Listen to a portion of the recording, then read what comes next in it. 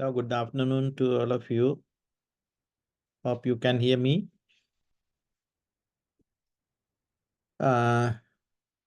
So today we are going to discuss about institutions, transaction costs, and economic performance in Sri Lanka. Um,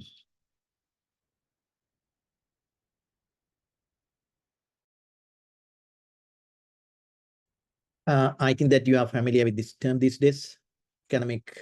I think that you are familiar with the term economic crisis. So generally, what is meant by economic performance? Who has any idea? You can use chat box to send your opinion or answers or whatever it is. What do you understand by economic performance? Any answers?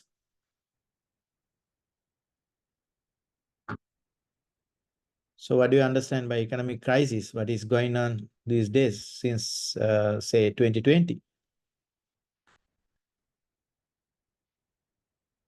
No idea. Right.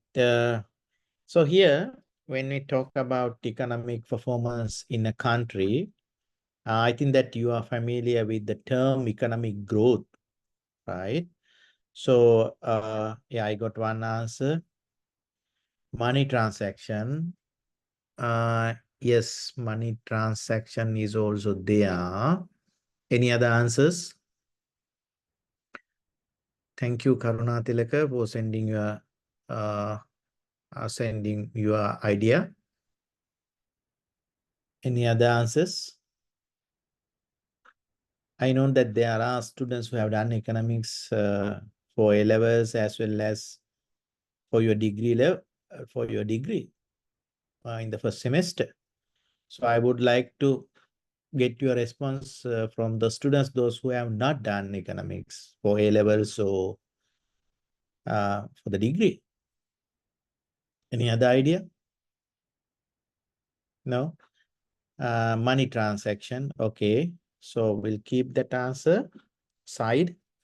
So economic growth from a theoretical point of view, economic growth can be defined as an expansion of the production capacity or the potential output of an economy, right?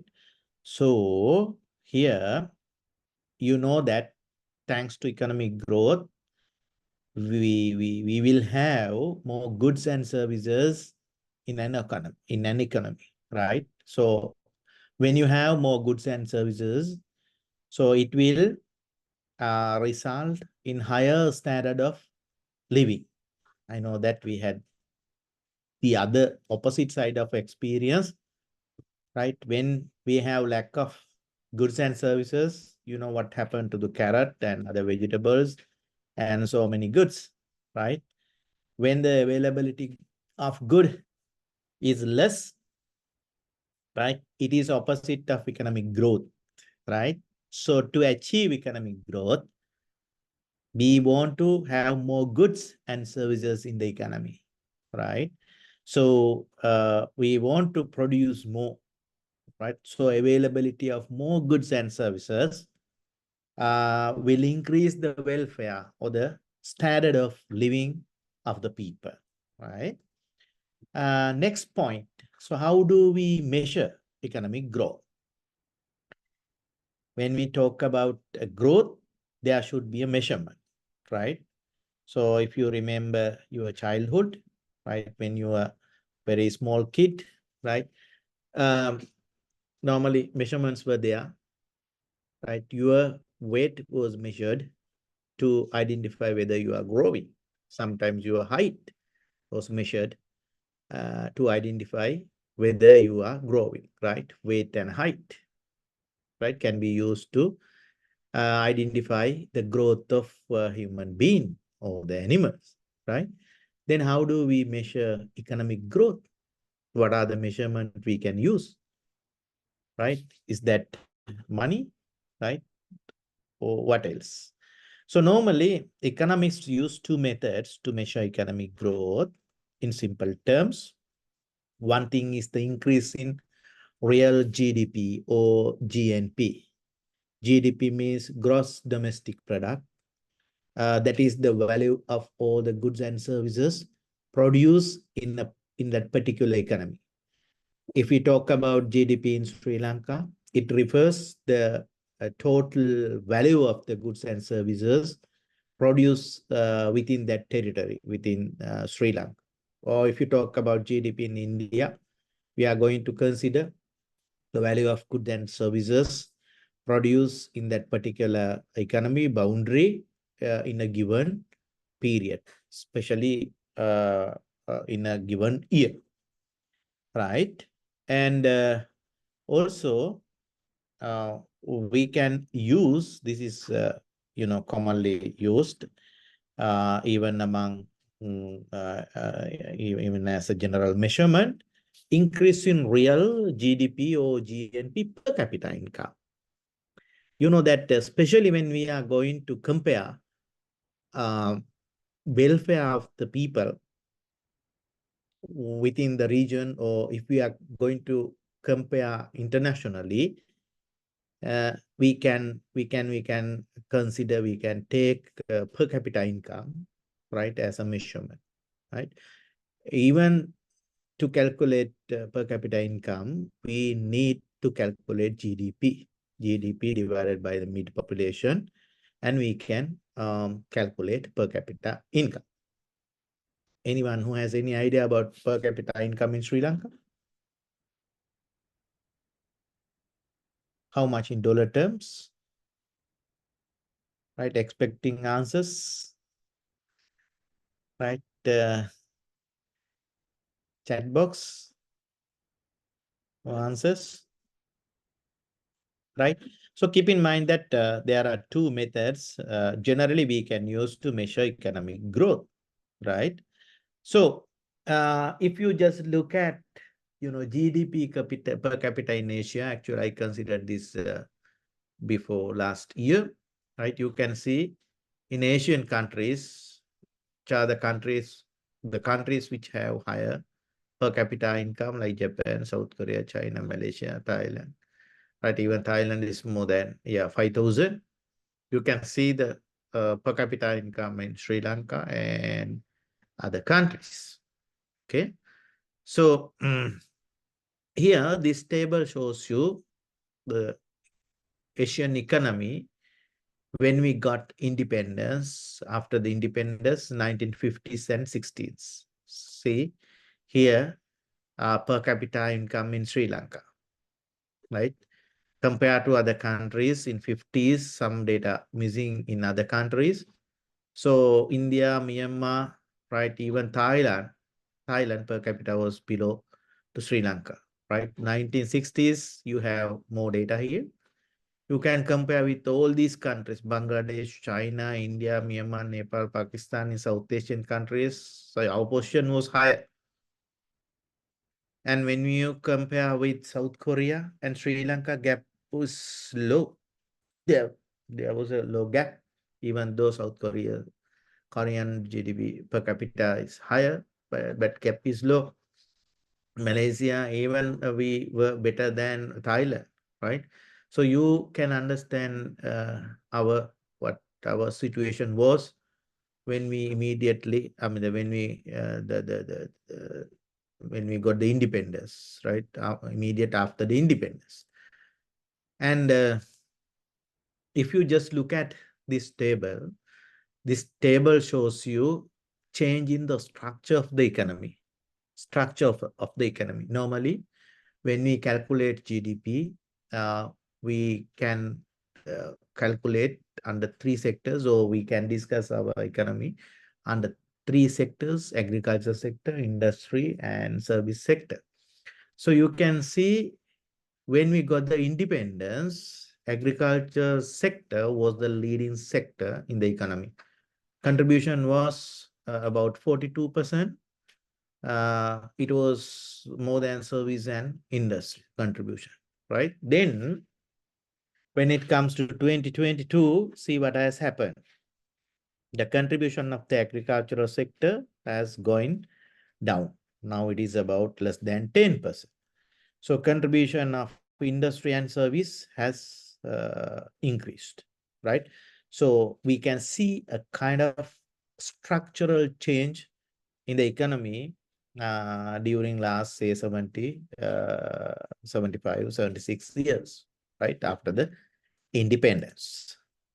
And this graph shows you per capita, sorry, GDP growth rate since 1950 to 2022. You can see that what has happened. It is just like, going up and downs, right? Increases, decreases, especially after war in 2009, there was a trend of increasing, then after that decreasing, increasing, then after that, what has happened? It has gone down, and now we have minus values, right? Minus growth. And if you just look at the per capita income right here, you can see that we were a little bit close to 4,000, right? Now what has happened, it also has gone down.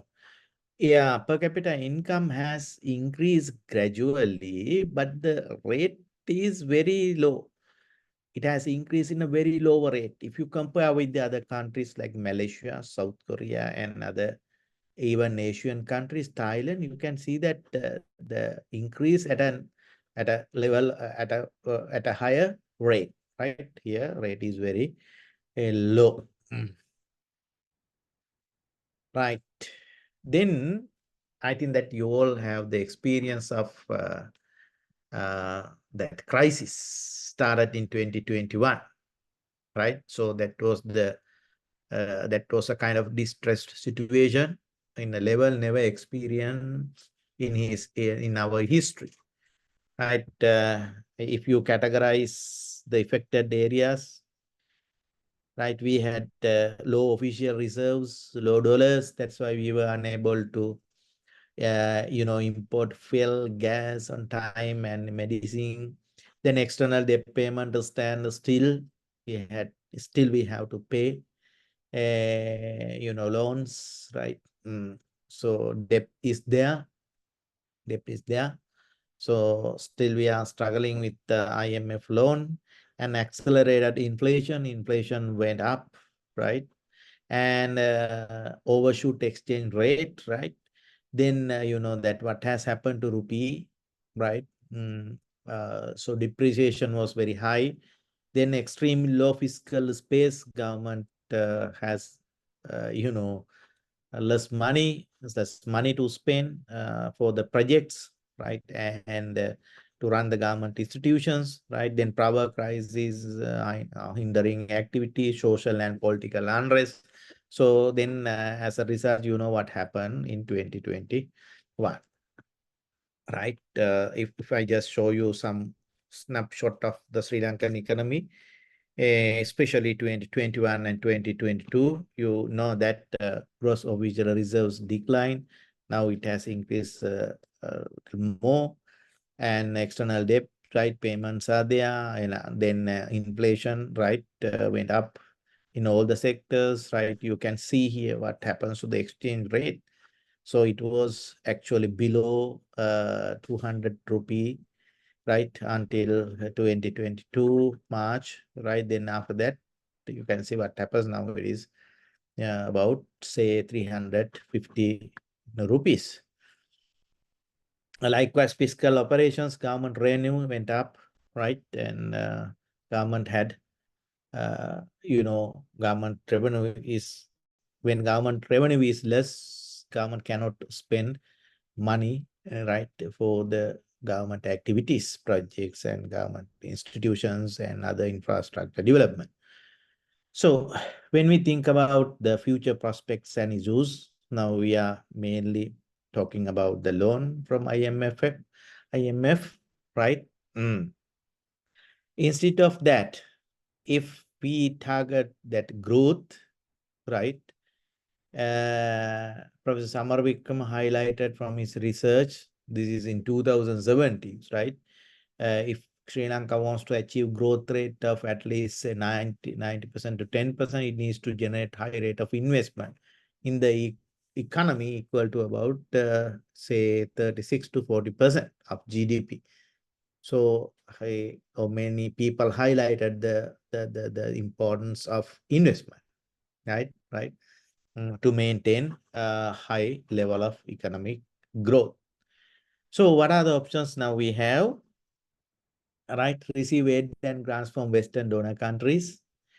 You know that we cannot receive aids and grant from Western donor countries. We were in the low middle income category, right? And there are issues related to the repayment of the loans. So it is difficult to get grants or aid from Western or the donor countries. So borrow money from international financial institutions, right? So since we have to pay loans, right, it is difficult to even borrow money from the international financial institutions. So hardly we received loan from IMF, right? So if we go to the market, then the interest rate will be very high, right? Next one, encourage domestic entrepreneurs to invest and increase foreign direct investment. Now the option, I'm talking about the options we have to increase the investment. So encourage domestic entrepreneurs.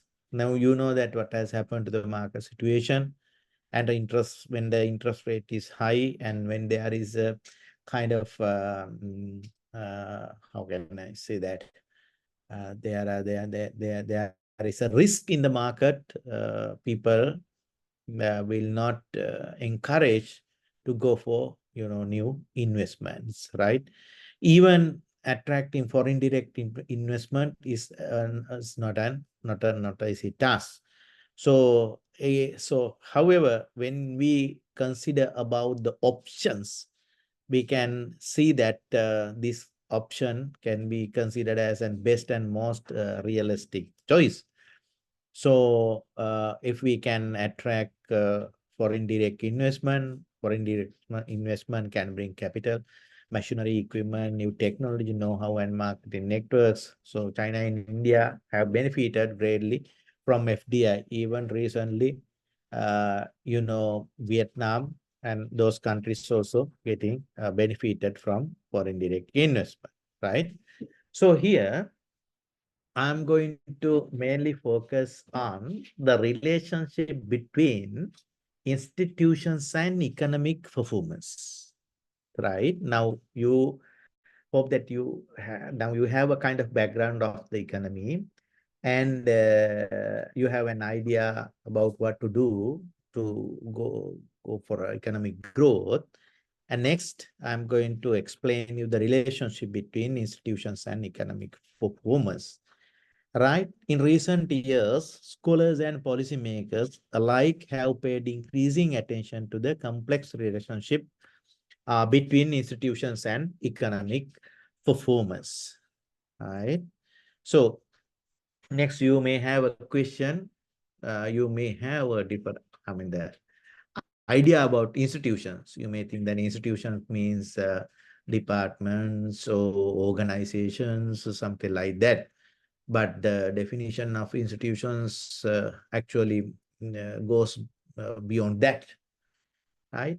So one famous economist, the institutional economics, Wellburn, defined economic is a process and institutions do shape this process, right? So it means institutions affect the behavior of economic agents and thus affect economic performance, right? Here, he defines that economics is a process. So economic growth is a process, right? There is a process. Hope you can understand the process. When we talk about the production, it is also process from input to output. There is a process, right? Inputs are there, then you have to turn inputs into an output, right? So during the process, institutions shape this process, right? Shape this process, okay? And commons, another famous institutional economics defines an institution as a collective action in control, liberation, and expansion of individual action. There is another famous, institutional economics, Roten and Hayami. They also defined, institutions. Please go through these definitions, right? So next, Uplof, another person, Nabi and Nagnet. So they actually and these well-known institutional economics have defined institutions and the relationship between institutions and economic performance, right? Another well-known, institutional economic, Douglas North, has defined institutions as the rules of the game in a society, or more formally, humanly devised constraints that shape human interactions, right? So, so by getting by considering those different definitions, I have defined institutions as a set of formal and informal rules of conduct that facilitate coordination or govern relationship between individuals or groups. So uh, here you can see that I have divided institutions into two categories, formal and informal, right? Informal. Okay.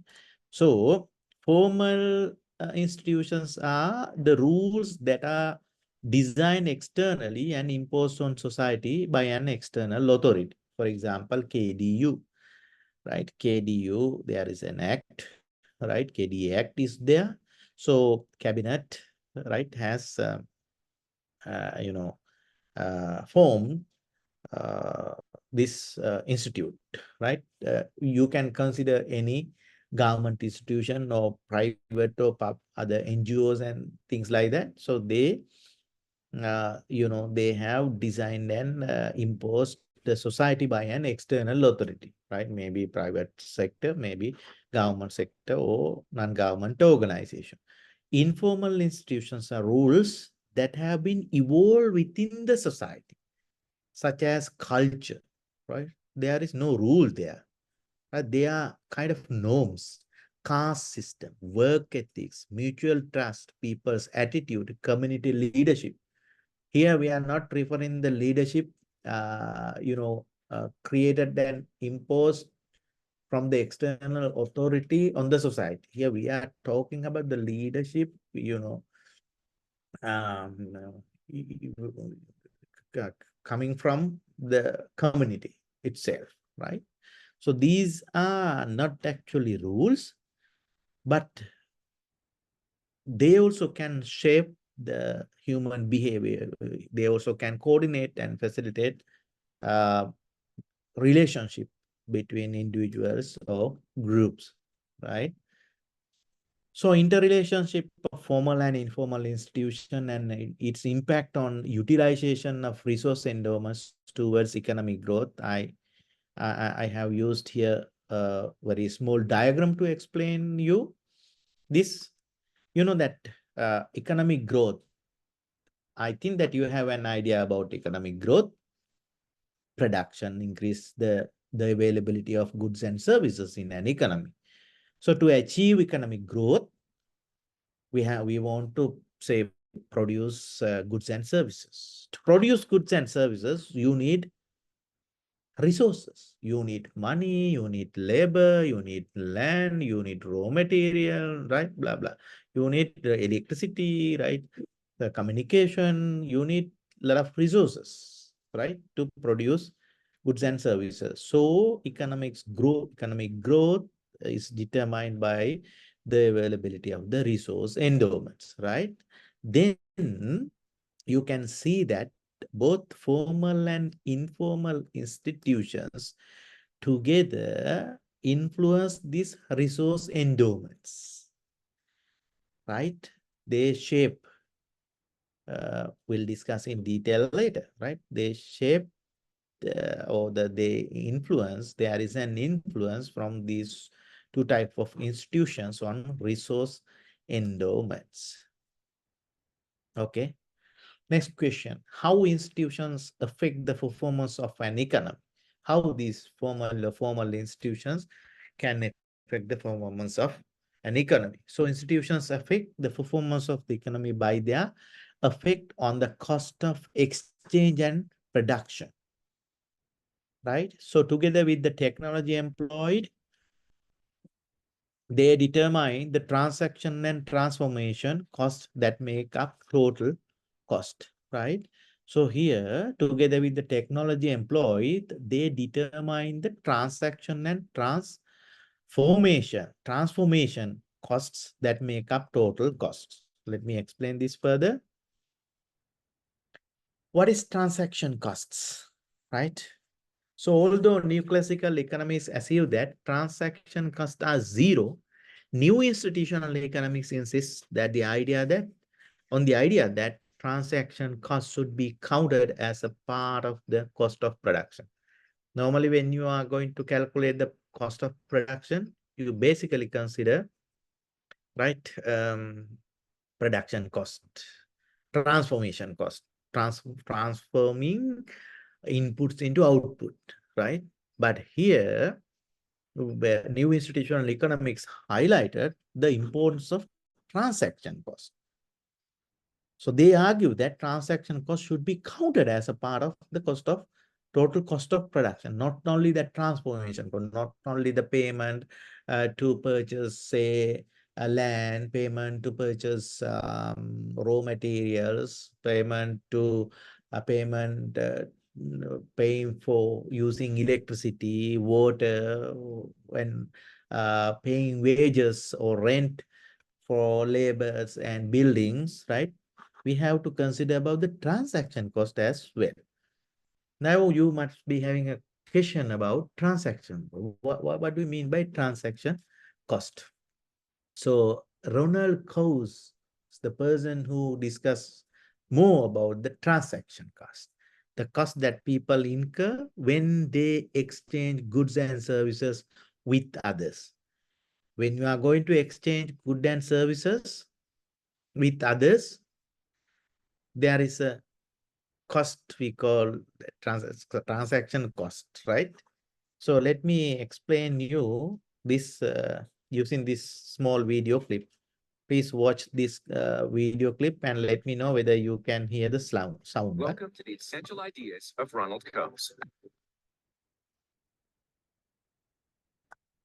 One of Coase's most significant contributions to our understanding of how the economy works is his explanation of the importance of transaction costs. The costs Can you hear this? Okay. that people incur when they exchange goods and services with others. For example, it costs time and money to find the seller of the good or service a person wants to buy. There are also bargaining and decision costs, like how the price of a good or service is determined, and drawing up the contract associated with a sale.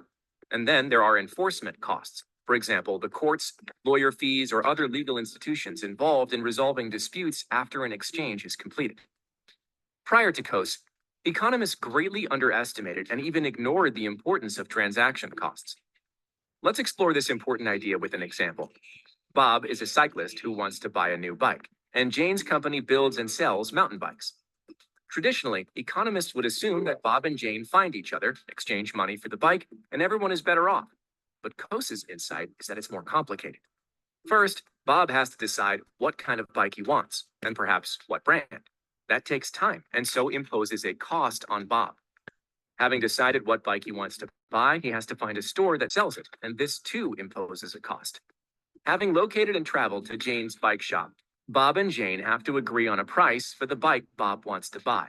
This negotiation too imposes a cost on both Bob and Jane, the seller, faces other transaction costs. First, Jane had to advertise that she carries this particular bike, and Jane needs to have a lawyer review the contract she has with the bike manufacturer, and she pays a fee so that she can accept credit cards, which Bob uses to buy the bike. These transaction costs are present in every exchange that occurs every day and are sometimes so high they impede or even prevent exchanges from taking place. Coase's insight into the prevalence and importance of transaction costs in the economy transformed the way economists viewed how markets work. For more information on Ronald Code, welcome to the... So I think that you have an idea about the transaction cost. If you want to watch the video again and again, you can watch the video from YouTube. If you just type Ronald cost, transaction cost, you can get the related videos. So according to this example, you can see that transaction cost includes many information search costs. It is not easy to purchase a bike, so you have to collect the information related to the bikes, availability and brand and so many things. Then payments to transaction intermediaries. If there are intermediaries, you have to make the payment. Monitoring cost, observing cost, cost of negotiating contacts, cost of enforcing agreements, right? So a lot of part of costs are there, right? So next, I would like to show you a video to show the relationship between transaction cost and institutions. Welcome to the essential ideas of Ronald Coase. In a previous video, we explored the importance of the costs incurred when goods and services are exchanged, such as the time it takes to find a person to exchange with, the time and cost to negotiate a deal, and the costs of enforcing the sales agreement. Coase called these transaction costs, but he not only identified the importance of transaction costs, he also understood the way they shaped how the entire economy works. As Coase explained, it's important to keep transaction costs low so that more economic exchanges can occur, which makes people better off. But when transaction costs are too high, they impede economic activity. For example, imagine if the legal and regulatory steps required to buy a house, hiring a realtor and a lawyer, and changing titles with the land registry office and so on, were also required when you bought a bike. No one would ever buy a bike because the transaction costs are too high. However, for a major and costly purchase like a house, the higher transaction costs don't impede exchange. Or imagine if bikes were only allowed to be sold in separate parts. You have to buy the frame from one store, the tires from another, the gears and brakes from another, and the accessories from yet another. Simply put, the transaction costs involved in buying a bike would be too high. Given that there are transaction costs for every exchange we make, and because it's so important to keep them as low as possible, many of the institutions we see in the economy emerge to do exactly that: minimize transaction costs. Take the banking industry, for example, whose entire reason for being is to conveniently, and at a low cost, bring together savers and borrowers. Without banks, the transaction costs for borrowing money would be much higher, because it would mean borrowers would have to spend a lot of time and money to find other people interested in lending their savings. A more modern example is internet search engines, which reduce transaction costs by making it easier to find shops and sellers who offer what you're looking for. Online reviews too reduce transaction costs because they help would-be buyers identify better, potentially more trustworthy sellers and service providers. Coase not only identify the importance of transaction costs, but also how businesses and institutions designed to lower the costs of exchange are all around us today. For more information on Ronald, welcome.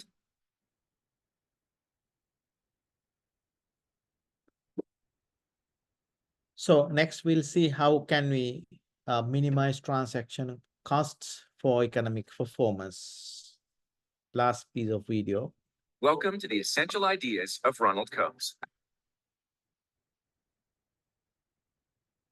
Some of Coase's most powerful insights came from simple questions, like, why do people join together to create businesses instead of just working on their own? Coase's answer is that firms are formed to minimize the costs that people and businesses incur when they exchange goods and services, which are known as transaction costs. These include the time it takes to find someone with whom to exchange, the time and cost to negotiate a deal, and the cost to resolve disputes.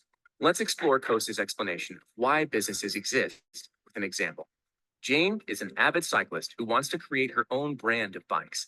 But how does she decide whether to work alone or form a business? Jane could, for instance, work on her own and contract with other people for the goods and services she needs to make and sell her bikes. This includes sourcing all the materials and components needed, hiring outside contractors to assemble the bikes, working with wholesalers to sell her bike, and using a warranty company to service the bikes after the sale. But at every exchange, Jane and the other people with whom she trades face transaction costs. They have to find each other, research the other's services, negotiate terms of their contracts, pay to have the contracts legally enforced, and so on. And so, given all the transaction costs, Jane might discover that she can reduce those costs and be more profitable if she hires someone to assemble the bikes rather than contracting out. And Jane might discover that transaction costs are further reduced if she sold her bikes directly to bike stores by hiring her own salespeople.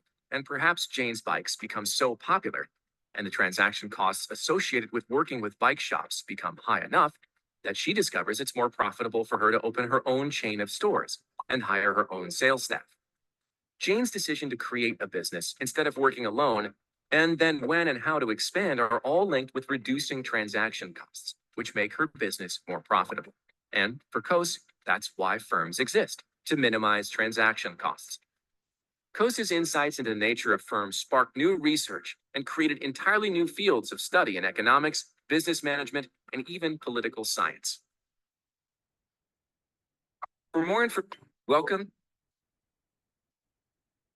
So, hope you got an idea about the meaning of transaction cost and the components of transaction cost when you are, when you're dealing with the market activities in the market, and how can we reduce the transaction cost.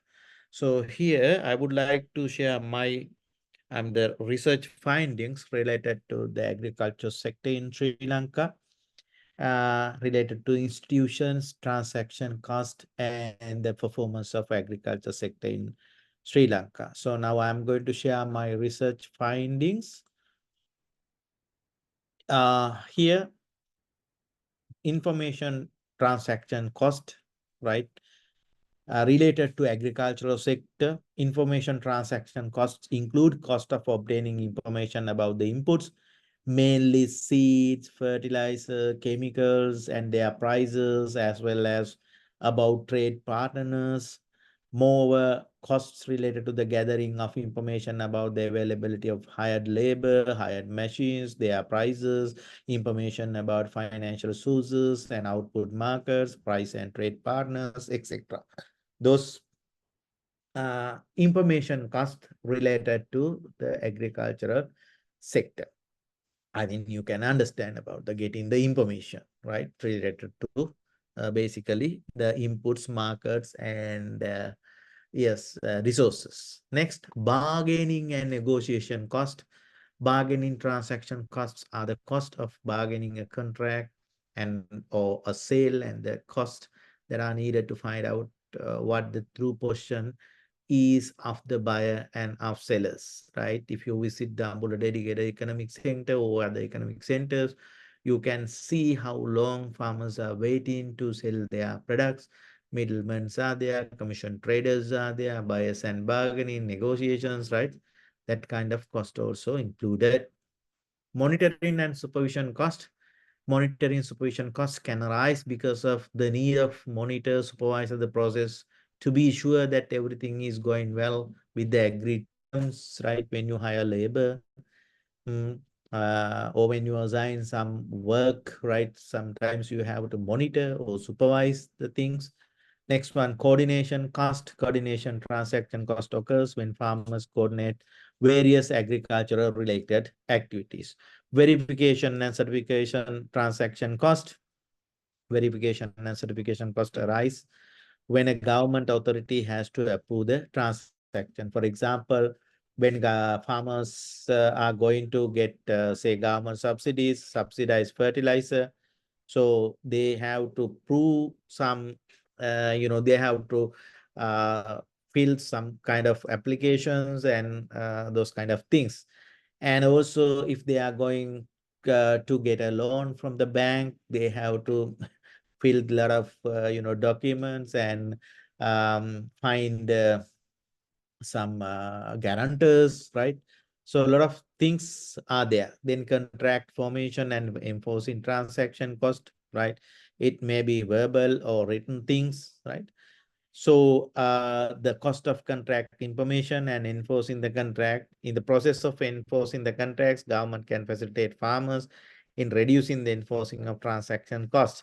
For example, if government legally protects the tenant farmers through proper land reform policies, it supports reducing enforcing the transaction cost of the tenant farmers. So you can see that different type of transaction cost related to different activities, right? So here I'm going to show you my conceptual framework, which I showed, which I used for my research. Right here, I have divided the agricultural production process into several stages: deciding, seeding, preparing and planting, growing, harvesting and post-harvesting and selling.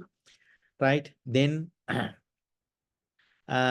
I assume that if there is a positive support from formal and informal institutions, right, we can reduce the different type of transaction cost which we discussed earlier in this production process. Especially here, I highlighted the support from the informal institutions. So there, I considered three main type of informal institutions: mutual trust, community leadership, and attitudes. Right, that is the institutional outcome. So if we can reduce the transaction cost, it will help to get the optimum use of resources.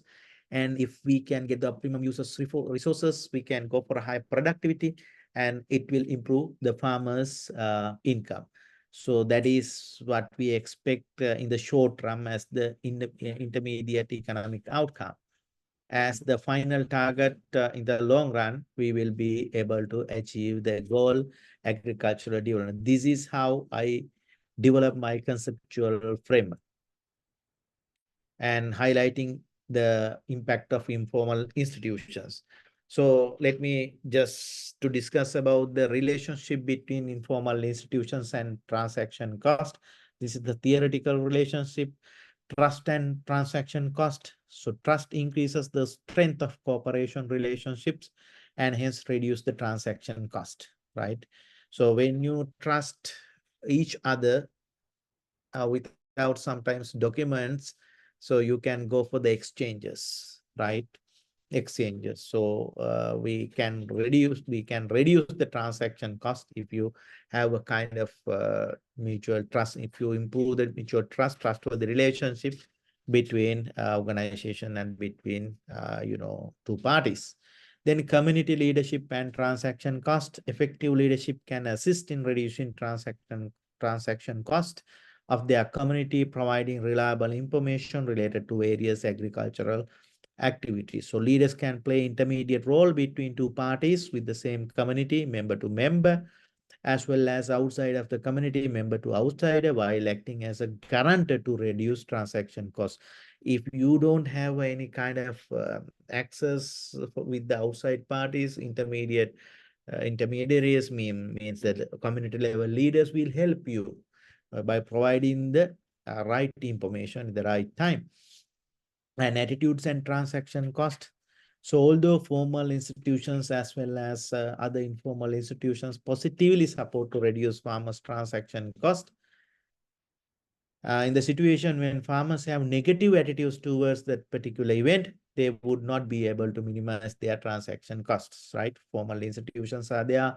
They can provide a lot of information asking to do a lot of things. But if farmers have kind of negative attitudes towards such kind of activities, they would not implement those things, right? So then the formal institutions, we cannot get the optimum support from the formal institutions to reduce the transaction cost in agricultural sector in Sri Lanka. So let me show you the formal institutional structure in Sri Lanka. On the top, you have central, government. Then under the government, you can see Ministry of Agriculture, maybe affiliations with other ministries. Then departments are there, district level organizations, divisions level organizations, GN level organizations are village level also.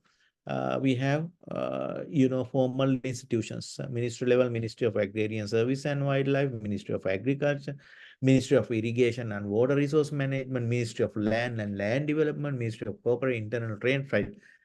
Time to time, these titles can be different, but you know that ministries are there. Under the each and every ministries, so many departments are there, right? For example, under the Ministry of Irrigation, Mahavali Authority, Department of Irrigation, right? You can see that up to the bottom level, at that up to the village level, you will see the formal institutions are there, or the players of the formal institutions are there, like farmer organizations, so agricultural research and production assistance, right? Cooperatives, colony office of the government military, right, to maintain. So this type of formal institutional structure is there in Sri Lanka. You can see that it's well structured, right? Then I conducted to conduct my survey, I selected T district, Matale district, right? One village called Vevalavawa. And from Kurunangala district, I selected Velgala. And from Anuradhapura district, I selected Mahakakrava, GN division. Then, I tried to understand the impact of institutions on a resource utilization. So here you can see that, right? Less farmers borrowed money. This shows the source means credit, borrowed money from the formal sources, right? So they have used their own money for the agricultural activities, and borrowings are lower, right? In almost all the villages. Okay. Then contribution pattern of formal and informal credit for cultivation practices, right? Again, you can see that I asked them, from where did you borrow your money, right? Then majority of the people highlighted that they have borrowed that money from non-formal or the informal sources, like non-bank. Non-bank means actually borrowing from the village polymudalali, right? I mean, even for the vegetable cultivation. So their, access to the formal banks is less, right? That's what I found from my findings, right? And then I asked, why didn't you go for formal state banks? So here this table shows you farmers' view or the understanding of the attitudes towards the process of cultivation loans granted by the state banks, right? So here you can say that this part shows to the person who gave information to the farmers about government agricultural loans, right? They had got those information mainly from fellow farmers and other friends, not from the bank, right? And their attitudes towards finding a guarantor. So majority of them say that it is very difficult, right? More than 50% they are telling that in some villages like Velgala, more than say 60% they are telling that it is difficult. Some people are saying very difficult to find a guarantor. Next, number of visits bank to submit loan application. You can see that 3, 4, 5, 6 times, right? They visited to submit the loan application. Okay. Then waiting time period for getting the loan, 30 to 45 days, right? And more than 45 days, more than 1 month they had to wait for getting the loan, right? So when they do agriculture activities, they want to do immediately. So they can't wait for 30 to 45 days, right?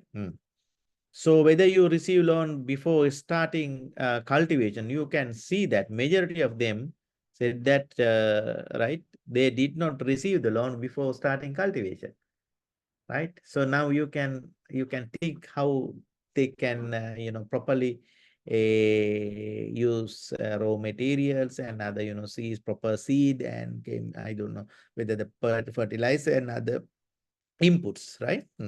This is the pathetic situation related to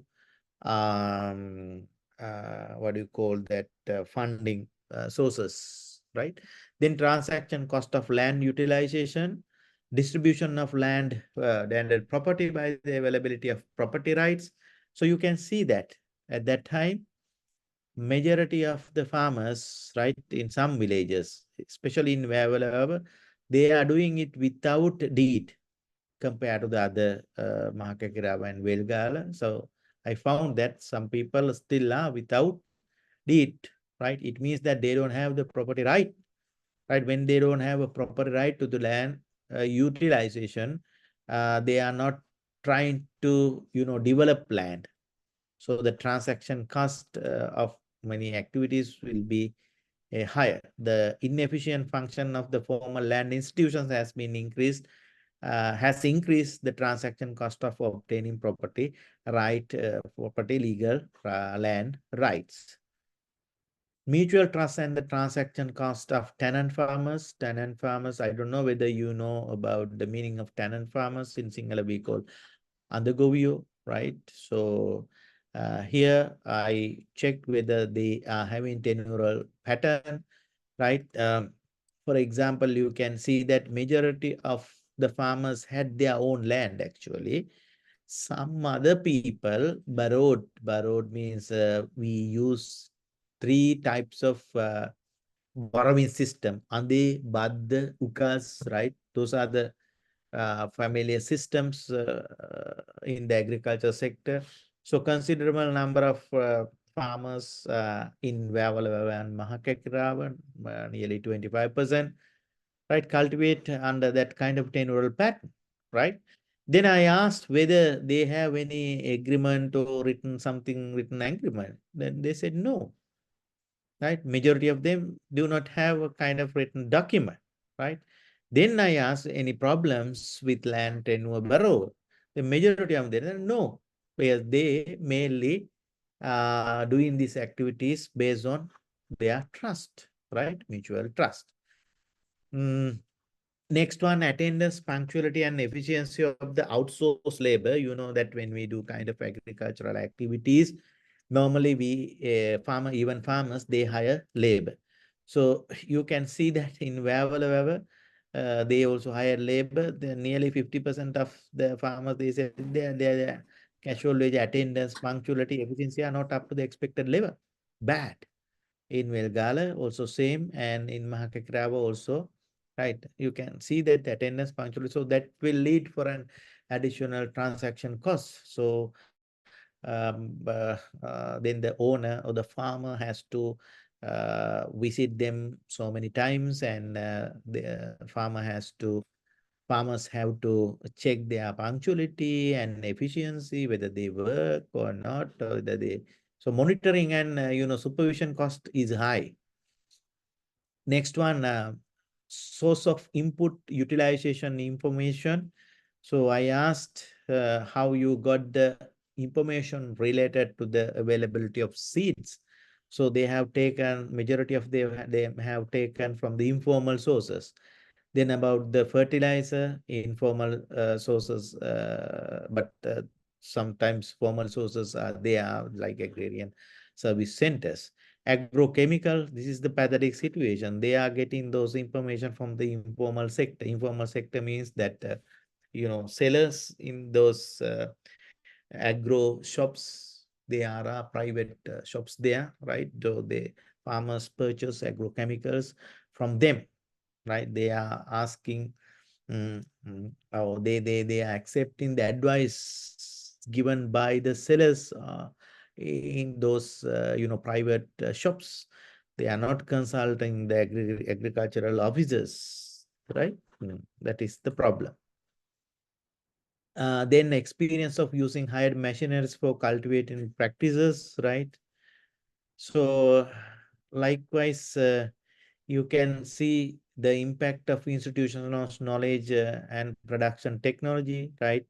So finding high machineries, they claim that it is difficult, right? Punctuality is bad.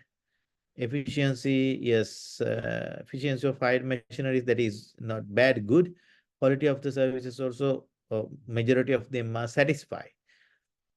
Then role of officials, you can see that the role of officials in improving technologies, because there are many officers, especially agrarian, agricultural development and research assistant is there, right? But you can see that they are not happy with their activities, right? And this chart shows you community leadership and agriculture. So I just compared the situation in 1950s to 1970s and the situation in the recent after 2005. During this period, we had village headman, irrigation headman, school headmaster, Ayurvedic physician, or Buddhist monk. These five leaderships were there. Basically, admin part was done by the village headman, or we call Arachila. Then during the period 1970 to 77, that title changed village officer to village headman to village officer, Grama Sevaka. Then irrigation headman, cultivation committee was appointed, right? Then school headmaster, Ayurvedic physician. Actually, they sometimes they were there in that particular village. They were there. Buddhist monks there. 1977, what happens? Village officers there. Then this title converted as a cultivation officer. Then special service officer was there and Buddhist monk. Then when it comes to 1989, village officer Grama is still there, right? Then there was another officer means government representative called member of regional council, because during that time regional council Pradesi Sabha was established. Then members of that council becomes part of community leaders.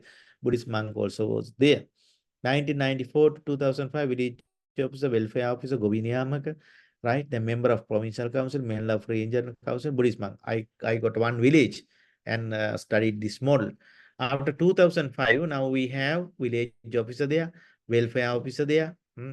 Welfare officer mean economic development officer, agricultural research and production assistant is there. All of them are government official and member of provincial council also in there in that particular village. Retired school principal also considered as a kind of leadership, and Buddhist monk is also there. So you see how the structure of the community leadership has been changed during that period, right? Then I found that there is a gap between leadership and the authority they have, right? Then I asked the people the level of their acceptance of village leadership. So you can see that majority of the people they they consider uh, uh, retired school principal. 30% of the people, 35% believe that the retired school principal is the leader in the village, and some people 90% they believe that Buddhist monk is the leader of the village, and 15% believe that Gamanilandari appointed by the government is the village leader, and nearly 10% believe that member of the provincial council is the leader, right? And 20% believe that there is no leader in the village. Right? So here you can see that even though people accept retired school principal as the village leader, he did not have any power. Buddhist monk also same. The powerful persons, I mean the government authorities, authorized power was with the village officer and the member of provincial council, right? So this is the situation of the people's acceptance of village leadership, right? Then attitude towards agricultural activities. So then I asked the reason for selecting vegetable cultivation, right? So these are their responses, okay? And farmers' attitudes towards borrowing money from the formal sources also, they are so they had negative attitudes towards that. due to several reasons. Some farmers who had experience of obtaining cultivation loans from state banks have negative attitude towards the repayment of loans. So they think that this is kind of free of charge, so no need to pay back the loans, right? They are getting loans from the government, right, through the maybe agrarian service center or from the state banks, but they think that it's a kind of gift, no need to repay or pay back, right? Not majority, they believe that we must pay back, but considerable numbers, 25%, so considerable number, they have such attitude. And farmers' attitudes towards water and water resource management. So I asked whether the who funds, who gives the money for providing water. So 50% believe that government, right? And farmers' attitudes towards charges, water should be free of charge. Majority believe that water should be free of charge, right? And agriculture, using agriculture machineries as a group, so they, a lack of people, or majority of people have a kind of negative attitudes towards using those kind of machineries as a group, right? And attitudes towards packing and grading, they have negative attitudes because they believe that packing and grading will not increase their prices, so their income, right? So basically, you could see that the different types of transaction cost related to different agricultural, the different stages in the process of the agricultural activities, right? So here you can see that with a circle of transaction cost, right? If you can start from any point here, if there is a high transaction cost, you can see that it will lead to less profit and low savings, and low savings and less profit, leads to low investment. Low investment will lead to insufficient institute, right? All right, we can start from inefficient institutions.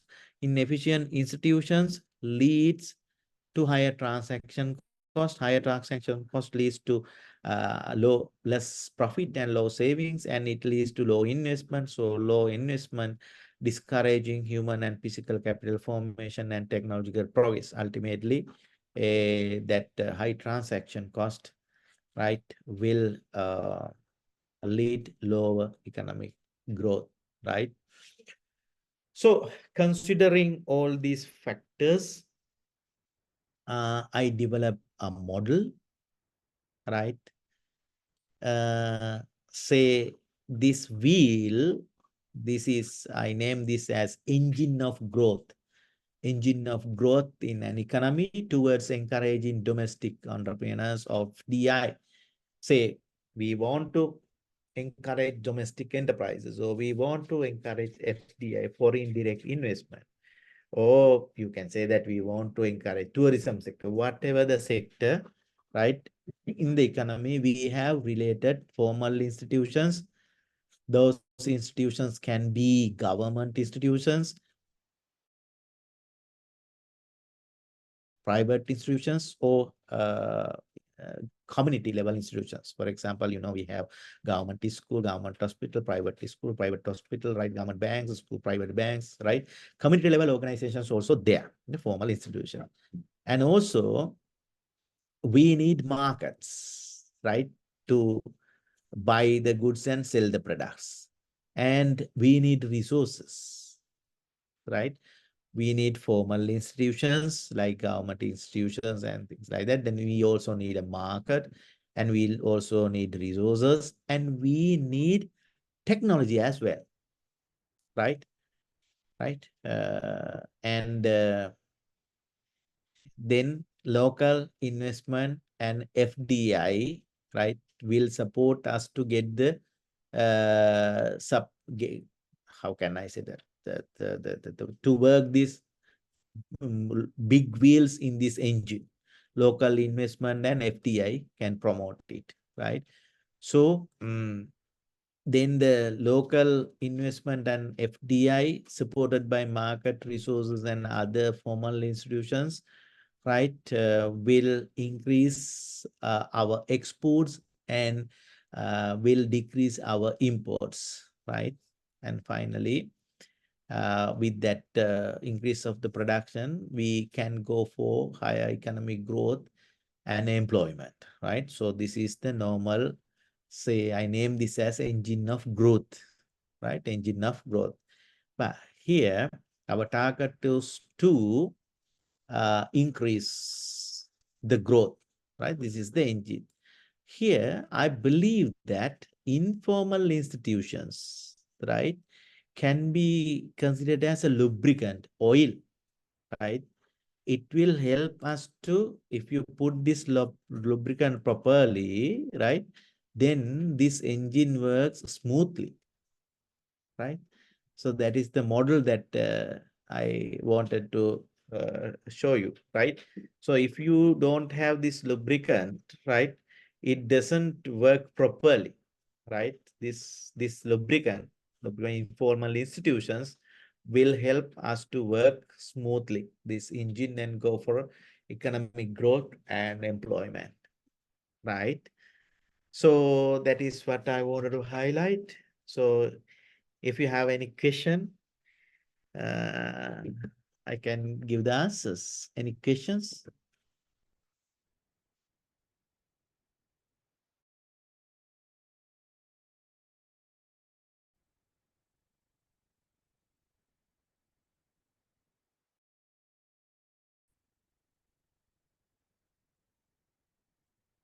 No question? So if you have any question, please WhatsApp me, or you can use, as usual, you can use our common email, and you can email and I'll give you the answers, right? This is something new for us because it talks about transaction cost and related to the institutional economics, right?